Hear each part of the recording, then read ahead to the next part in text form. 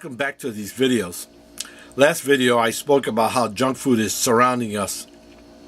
Today I will provide 5 ways to avoid this billion-dollar industry and silent killer. The truth is, processed foods contains carefully orchestrated flavors and other sensory factors designed to be as addictive as possible. Believe me, that is the truth. That's what science is doing with food today. This is a stark contrast to whole foods, unlike natural foods created by God, which work with your body to saturate that hunger you get and nutritional craving. Where is nutrition today in the foods that we eat? Can't find them. Junk food manufacturers have taken flavor science to extraordinary levels, and the artificial ingredients used to produce that sought-after bliss point can seriously confuse and befuddle your body's metabolism. That perfect blend of salt, sugar, fat, and flavorings to make food so appetizing to you and to make you get addicted to eating junk food. Sugar is more addictive than cocaine, it's been proven. Sugar and salt are blamed for snack attacks. You notice when you eat junk food, there is never any satisfaction. You just can't just have one. Lay's potato chips used to say. They are messing with your brain, igniting that cycle of addiction in your life, that bliss point in their product, that ultimate pleasure, those cravings that you get when you eat junk food. We really have to rewire this brain of ours, fight that impulse. We do this by understanding the enemy. We have to. It's just not going to happen until you make it happen. You have to make it happen. It's not going to happen by itself. I thought for a long time, just because I wanted to lose weight, it would just happen. I have news for you. It ain't going to happen. It doesn't work that way. It took me a long time to find that out. Today we're going to go over just 5 ways to wean off junk food and overeating. There are many, and next week I'll go over some more. But right now we're going to go over just 5 ways to avoid eating junk food. First, let's clean that refrigerator cupboard. The idea is for us to be able to make wise choices when getting hungry in the middle of the night. When we act like Jaws, dun dun dun dun dun, looking for what we're going to devour. Getting rid of everything in the house that will cause you to fail. If it ain't there, there's no temptation to eat it. If the chips are not there, if the cheese noodles are not there, you're not going to be tempted to eat it. Imagine an alcoholic would continue to stock his bar at home so he can have drinks for his friends. Failure, you have to change your environment. Get it out of the house. If it's not there, you can't eat it. Get it out of the house. It's far away. Give it away. Donate it. Throw it in the garbage, but get it out of your house. The first day of my past diet, it was okay. Even the second day, even the third day, it would hit me. At night, and all hell broke loose. I would hit the fridge, the cupboards, and it was party time. Come on, people. Time to clean the house so you don't revert to your old ways.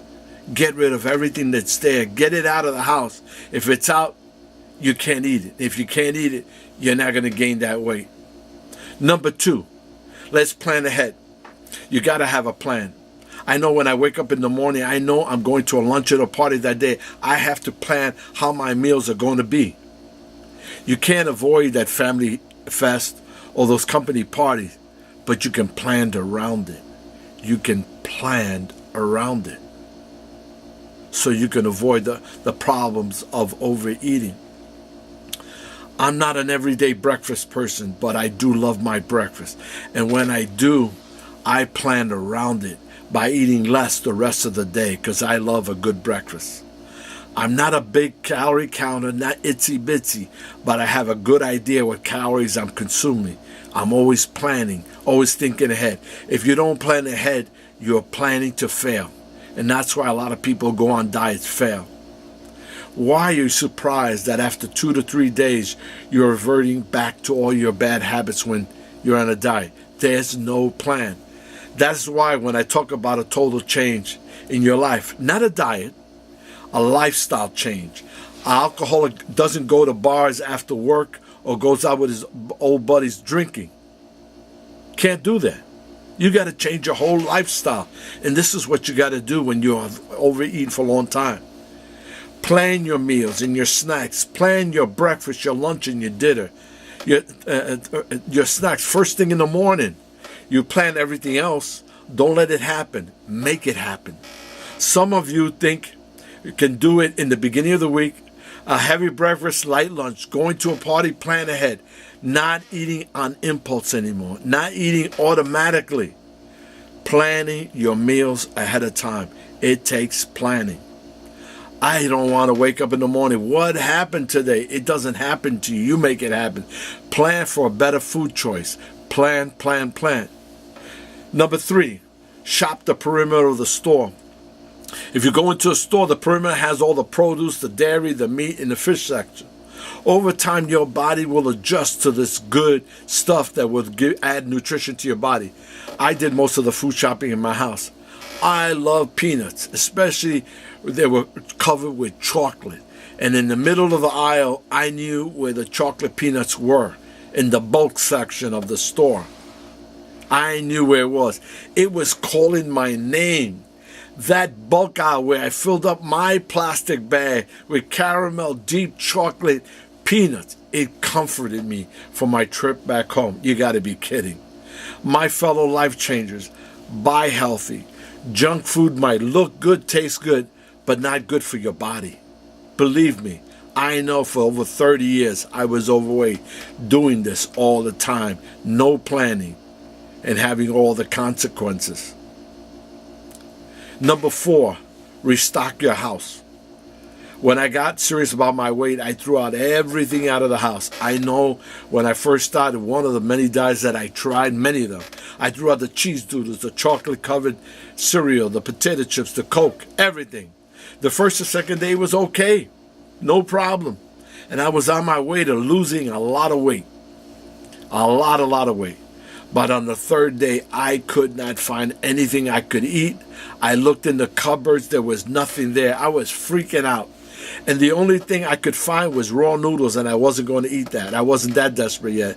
I was not hysterical, thinking I was starving. I wasn't starving, but I was thinking because I didn't have my chips and all my junk there. I didn't plan ahead. I had nothing to replace all that poison I threw out. I didn't replace the French fries, the soda, the munchies. You have to plan ahead and replace all that junk. I love fruits, salads, crackers. Don't go turkey.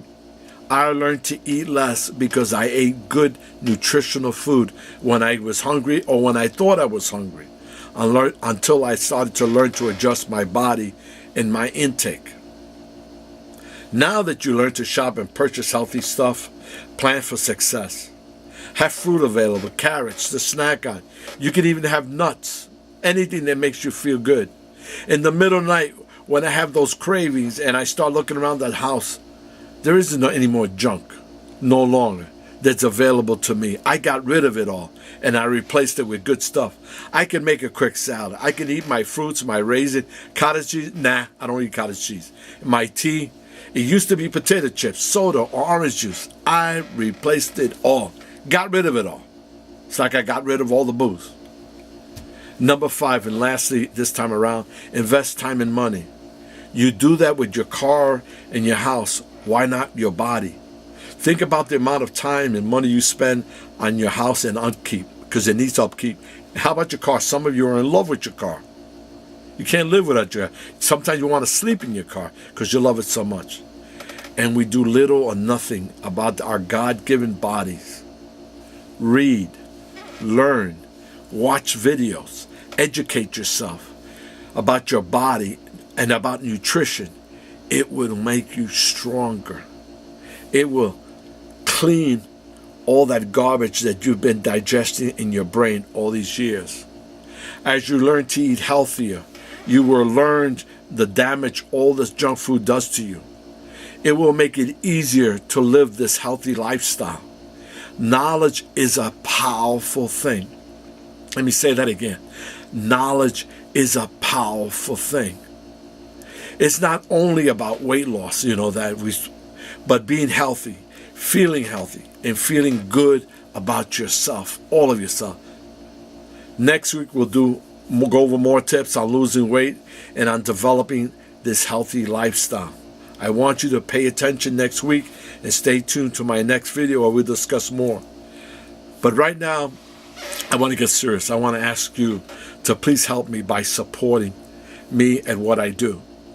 Subscribe to my YouTube channel so you can receive my weekly videos. If you do that, you'll get my weekly videos as they come out. Go to my website so you can see how I help others and how I can help you or your loved ones. It'll be right here. Lastly, please forward, share, and like those videos to friends, families, loved ones, and fellow workers who need to hear the story. Don't only enjoy these videos, share them with others, and that would help me. And to get it out in the world, this story that I have to tell, that I live for on a daily basis. Please forward this video, share this video, like this video. And if you do that, you'll be helping me. Please feel free to write to me if you have any questions or anything you want to add.